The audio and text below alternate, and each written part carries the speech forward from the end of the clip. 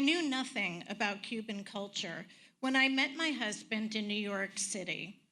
I'm a Jersey Jewess, and he seemed a very American Charles Malaya and not Carlos Maea Lopez de Quintana. And when I met his family for the first time in Miami on Christmas Eve 1988, well, let's just say I learned a few things. For instance, if you're Cuban, you celebrate the birth of Jesus by roasting a whole pig over a hole in the backyard. Like a pot of frijoles, Nochebuena is known to bring emotions to a boil, stirring up memories and trouble in equal parts.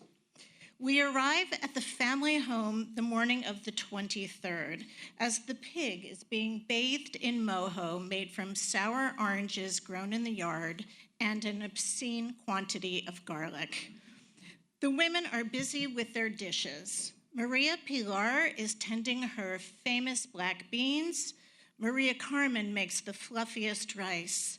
Cousin Mercedes has not, unfortunately, made it up the ranks to a hot dish and is cutting up cheese to be served with Ritz crackers. Cousins shop for rum and tres leches cake, stopping for a cortadito along the way. Digging the fire pit consumes most of Christmas Eve day. 1 hour of actual digging is punctuated by long stories, like the one about the time Tio Hermes fell into the fire after emptying the Bacardi and spent the night in the ER.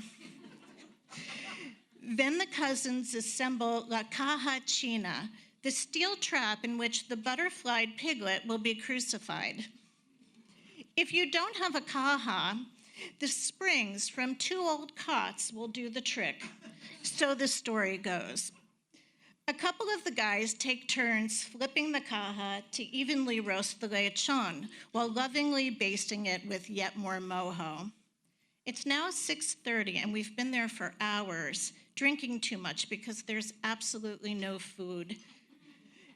After receiving us with kisses, almost everyone has wandered away to destinations unannounced.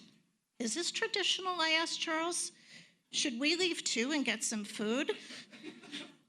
Oh no, you don't want to ruin your appetite for the pig. 2 rum and cokes later, Anna, the hostess, returns with a Christmas miracle, the cheddar and Ritz. At 9, the house suddenly fills with family, laughing and shouting about how hungry they are. I'm relieved as I watch the women whirl with their platters and the men free the lechon, now at crackling mahogany. Everyone gathers around as Manny cuts chunks of chicharron. As a guest of honor, I get the first bite.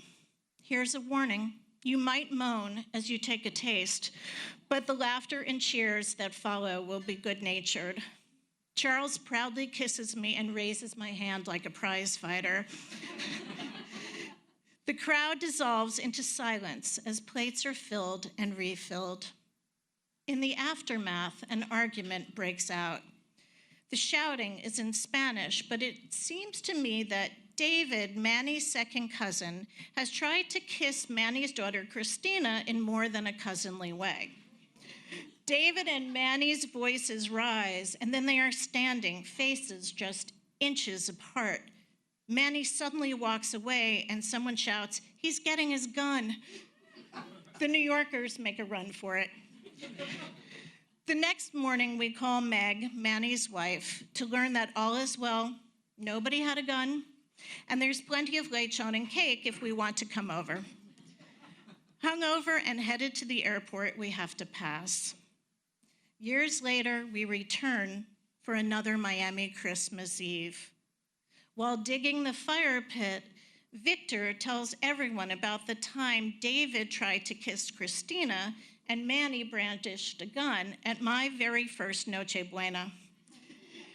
Memories have become stories, and stories memories, and even I am embroidered into the fabric of family lore.